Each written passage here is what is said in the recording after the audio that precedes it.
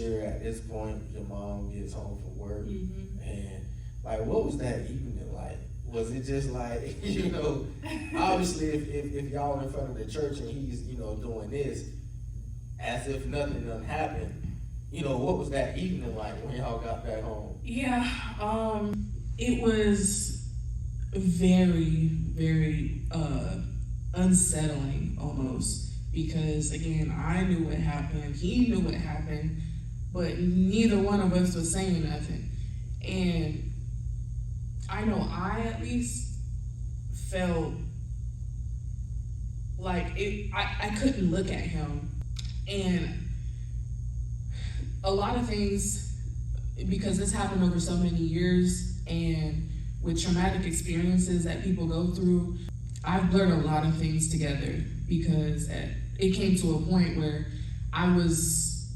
it was like a self-soothing mechanism, like I don't want to think about this. So I blurred a lot of things together, but it's some details that I've dove into to remember and, just debunk basically how I felt and what I felt about it. So yeah, that night, I remember not being able to look at him at all, and I'm pretty sure, I don't remember word for word, but my mom knew something was off, because again, I was like just being very distant and quiet, and I was a very active kid. Like I liked to talk as a kid, and again, me and my mom were super close, so she could tell when something was off. But I think I just played it off very well, and she was just like, maybe it's just she doesn't have feelings or something. So she knew something was off, but never pried. She just thought maybe it was a long day, or, again, I'm a kid. Who knows? My emotions change, every 5 minutes. So, yeah, and then I remember that night, I couldn't go to bed. I couldn't sleep at all. And, yeah. Wow. It was a tough day and evening. Okay. I'll fast forward back to the church prayer. Yeah, so I was standing there, because we were standing up, and I just remember he was like, he had called the pastor over, and he started talking. He was like, man, this is my new family. Just help me pray over us. And I was just, the pastor started to pray, and we just all were standing there kind of like in a circle, and everybody got their eyes closed. It's me, my mom, him, and then the pastor. And everybody had their eyes closed, but I'm standing there like, I'm looking at him, I'm looking at the pastor, and I'm just like, again, how are you asking for a prayer to unite our family, and you were just touching me the couple days before? Like, you wasn't just asking me explicit questions that a 45-year-old man at the time should not be asking a 13-year-old girl. Like, I was just so in my head, like I couldn't even tell you the prayer that was said. I couldn't tell you anything that was said, but because that's all that was running through my mind, like, how did we get here? So, yeah, and then, we went home, and like normal, like this was clockwork. Go to church on Sunday, and throughout the week, I would help him at work just for something to do, and back all over again from Sunday to Saturday. So that's how it started. And then it just kind of progressed from there. The very first time, now mind you, at the time, he made decent money, but my mom has worked, again, she's had to support her 3 kids by herself her entire life. So she's always had 2-3 jobs at a time. So she's still with him, but she's also still working these 2 jobs. So she's gone the entire day from sun up to sundown. So that left me, you know, at the house, or sometimes I would go with her, but that left me at the house, and I think he just saw that and capitalized on it. Like, okay, yeah, let me come in here and show her mom, like, I can be the man that you all need in your life, but at the same time, I can really get what I want at the end of the day. And I really, again, wasn't thinking about this at all till later, way after the situation. But yeah, and from there, he got more comfortable asking me things, like sexual questions, what do I like, you know. And again, you asking this to a 13-year-old girl who has never done anything like that. And I wasn't even thinking about doing that, you know, at the time. I just want to live my life and hang out with friends. Like, that's all I wanted to do. But he's putting these things in my head, so I'm like, well, dang, do I need to be thinking about this stuff? Like, now he got me questioning everything, that I'm not where I should be at in life. So now I'm looking stuff up on the internet, of course, and I'm like, okay, so this is what this is about.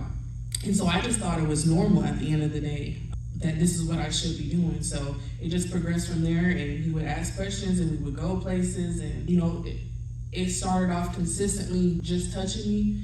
And again, when it would happen, I just wouldn't say anything, because I was in shock every time. I'm like, okay, so this is now happening a couple times. Like, I don't really know how to feel about it. But as of right now, I'm just not even gonna say nothing, because again, maybe it'll stop. And it was the first time that my mother, she worked her 2 jobs, one in the morning, one in the night, and then she had ended up staying the night with a friend or some friends. I think they had a conference or something the next day. And that was the very first night that I was alone with him in his care at the house. We knew she was gone, we knew she wasn't coming back. And that was the first night that he ever took it further, and which, you know, included penetration. I was, you know, obviously awake for this, you know, and I tried to, when I knew that's kind of what the direction it was going in, obviously I tried to fight it. Like, I was like, no, like, I don't want to do that. Like, but he just, I mean, at the end of the day, he just forced himself upon me, and I was just kind of stuck there like, okay, so what do I do now? And I just remember after it was done, I went to my room and I just started bawling. And I didn't know what to do at that point, because my mother is gone. I'm here alone with him, and he just sexually assaulted me. Like, I hopped in the shower, and I just remember sitting in the tub, like, just the water.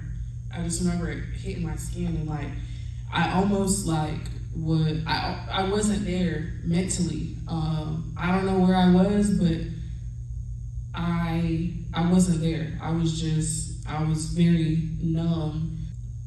And once I snapped back into reality, basically, and realized, okay, like, I'm in the shower, like, you're good, like, you're safe. Every time I would tell myself that, the memory of him forcing himself upon me would replay in my mind. And I just remember I couldn't stop crying. And then eventually, you know, I went to my room, I went to lay down, and I was like, bro, I need to go to bed or something, because my head was hurting so much from not only crying, but just having these thoughts run through my mind, like, what just happened? Like, this really just happened to me. And I remember he came and tried to check on me, and I remember yelling at him, like, get out, like, I don't want to see you. And he was just like, what? Like, just his whole demeanor about it really showed me you know, he was here for one thing and he didn't care at all what the aftermath was or how I felt, or, you know, he was solely focused on pleasure for himself. But yeah, he was like, what's wrong? You know, why are you acting like this? And I think that's what really tripped me up so much. Like, he almost made me feel like it was my fault. Like, why are you acting like this? Like, you didn't just rape me. Why are you acting like this? Like, you haven't been talking to me crazy since I met you, basically. Like,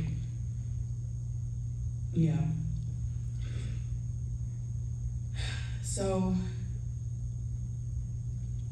I mean, from that night,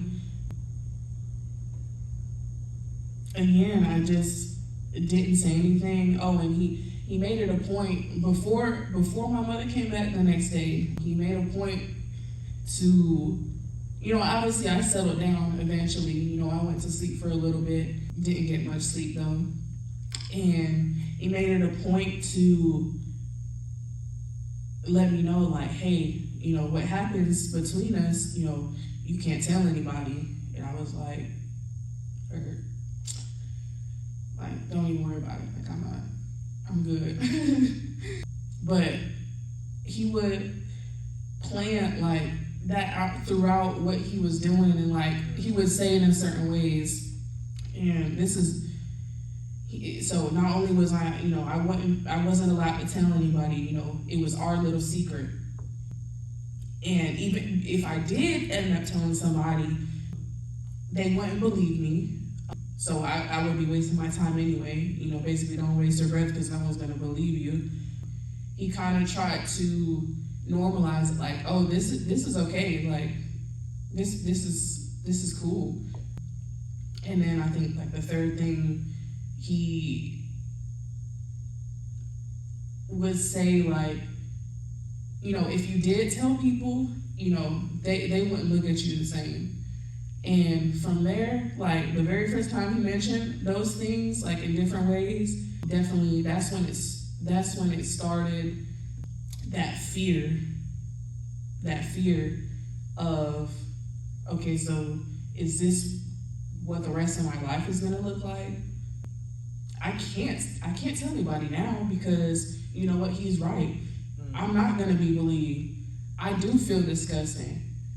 You know, my mama would disown me, like, if she knew that I was doing that stuff. Like, all those things, it really, like, without even thinking about it, just thinking about it, or just hearing it from him, you know, constantly, you know, almost every single day, it kind of just stuck with me. Like, that fear stuck with me. Oh, now you really can't say anything because there's no point. And I mean, it happened, it kept happening, and it kept happening, and it kept happening. And I remember it got to a point where I was like, okay, so when is this gonna be over?